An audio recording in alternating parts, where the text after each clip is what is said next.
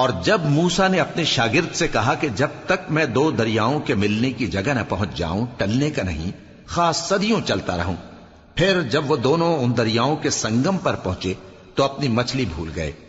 پھر اس مچھلی نے دریا میں سرنگ کی طرح اپنا رستہ بنا لیا۔ جب آگے چلے تو موسیٰ نے اپنے شاگرد سے کہا کہ ہمارا کھانا لاؤ، اس سفر سے ہم کو بہت تکان ہو گئی ہے۔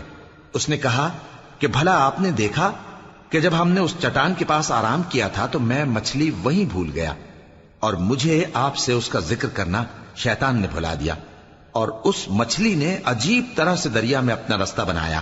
موسیٰ نے کہا یہی تو وہ مقام ہے جسے ہم تلاش کرتے تھے۔ تو وہ اپنے پاؤں کے نشان دیکھتے دیکھتے لوٹ گئے۔ وہاں انہوں نے ہمارے بندوں میں سے ایک بندہ دیکھا جس کو ہم نے اپنے ہاں سے رحمت خاص سے نوازا تھا اور اپنے پاس سے ایک خاص علم بخشا تھا۔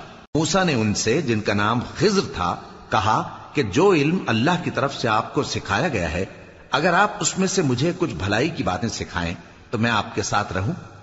خضر نے کہا کہ تم میرے ساتھ رہ کر صبر نہیں کر سکو گے، اور جس بات کی تمہیں خبر ہی نہیں اس پر صبر کر بھی کیسے سکتے ہو؟ موسیٰ نے کہا اللہ نے چاہا تو آپ مجھے صابر پائیے گا، اور میں آپ کے ارشاد کے خلاف نہیں کروں گا۔